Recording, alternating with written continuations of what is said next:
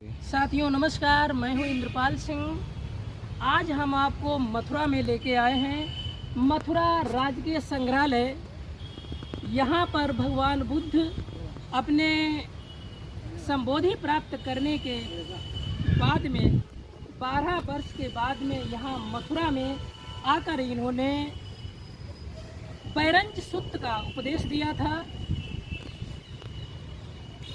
उसके बाद में राजा बैरंज, जो बैरंजा के रहने वाले थे, बैरंज राजा मथुरा में ही भगवान बुद्ध को मिले थे और राजा बैरंज के आह्वान पर भगवान बुद्ध को उन्होंने आमंत्रित किया था कि आपके जो उपदेश हैं वो जनता के लिए बहुत वैलिड हैं। तो हाथ जोड़कर राजा बैरंज ने कहा था कि भगवान हमारे यहाँ भी आकर और वहाँ पर वर्षावास जरूर करना। तो भगवान बुद्ध ने उनका आमंत्रण स्वीकार करके और उनको उपदेश दिया था और कहा था कि हम आपके यहाँ जरूर आएंगे। यहाँ पर उपदेश देने के बाद में भगवान बुद्ध यही उत्तरापथ के रास्ते से बैरंजा अतरंजी खेड़ा के लिए वहाँ पर गए। उसके पश्चात में भगवान बुद्ध ने वहाँ राजा बैरंज के यहाँ पर 12वां वर्षावास किया था। भगवान बुद्ध के बाद में जब भगवान बुद्ध का महापरिनिर्वाण हो गया, उसके पश्चात सम्राट कनिष्क और सम्राट अशोक ने भारत में भगवान बुद्ध की मूर्ति कला का इस तरीके से बेजोड़ मूर्ति कला का आविष्कार किया है। आज हम आपको उधर दिखाइए, राजकीय संग्रहालय मथुरा। यहाँ पर हमने ये देखा है कि शुरुआती ईस्वी की सदी में सम्राट कनिष्क के द्वारा यहाँ पर लाल बलुआ पत्थर की जो भगवान बुद्ध की मूर्ति बनी हुई है और यहाँ पर गांधार कला की मूर्ति मौजूद है। गांधार कला की जो मूर्ति हैं वो काले कलर की हैं और जो मथुरा कला की मूर्ति है वो लाल बलुआ पत्थर की मूर्ति बनी हुई है। साथियों, मैं आपको बता देना चाहता हूँ, मथुरा की सबसे पहले खुदाई करवाई थी कर्नल LR स्टेची ने। यहाँ पर एक मूर्ति मिली थी लाल बलुआ पत्थर की जो वहाँ कलकत्ता के म्यूजियम में रखी गई है। और उसके पश्चात में यहाँ पर एक बहुत बड़ी मूर्ति है, जैसे ये ऐसी मूर्ति दिख रही है। ऐसी मूर्ति जमालपुर टीले से निकाली गई है। वहाँ पर 3 ऐसी मूर्ति मिली थी। मैं वो आपको वीडियो एडिट करके आपको दिखाऊंगा। वो जमालपुर टीले से 3 मूर्ति मिली थी, जहाँ पर एक मूर्ति दिल्ली के राष्ट्रपति भवन में लगाई गई है और एक मूर्ति कलकत्ता म्यूजियम में रखी गई है। एक मूर्ति आप सबने देखा है। सर आप आ जाए इधर। तो हम कह सकते हैं कि मथुरा है भगवान बुद्ध की कर्म स्त्री है और भगवान बुद्ध ने यहाँ पर रहकर 12वां वर्षावास भी किया था और यहाँ पर बैरंज सूक्त का उपदेश भी दिया था। हमको आपको ये बताना है कि यह कृष्ण की भूमि है या बुद्ध की कर्म भूमि है। तो आपने राजकीय संग्रहालय मथुरा को देखा है, तो आपने यहाँ पर जो जितनी सारी मूर्तियाँ हैं उन मूर्तियों को देखा और उन मूर्तियों में क्या आपको ऐसी मूर्ति लगी है जो भगवान कृष्ण की हो? हमारे देखने में तो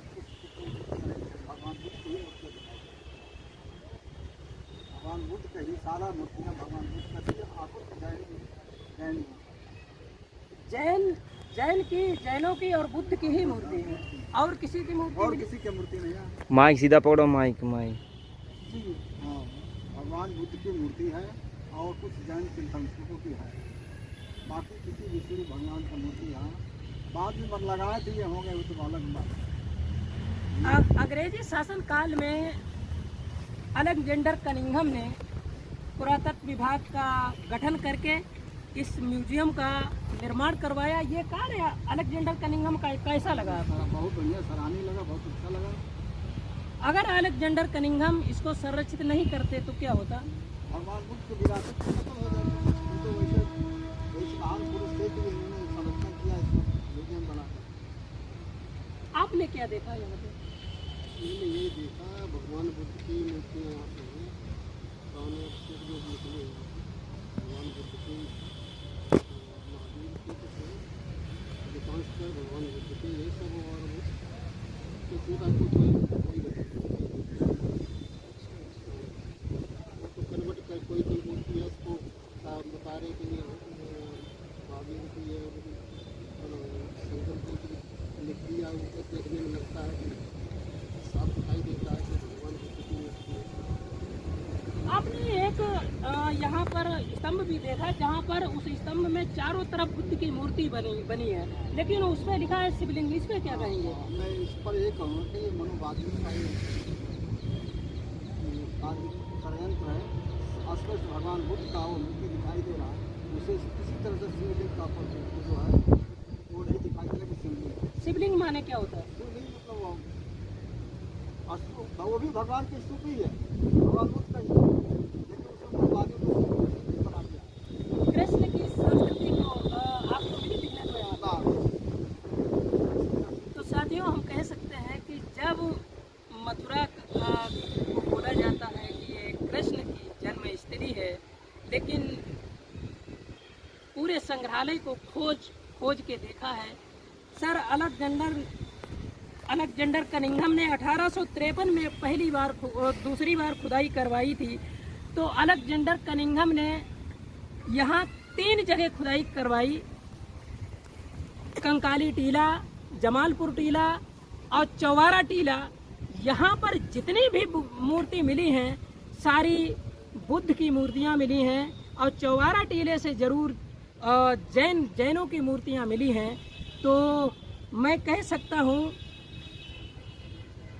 कनिंघम ने फाहियान के अनुसार जो उन्होंने उनकी डायरी में पाया है, तो जैसे नाप के उन्होंने दूरी बताई थी जमालपुर टीले की, उसी आधार पर उन्होंने नाप कर उसी जगह की खुदाई करवाई।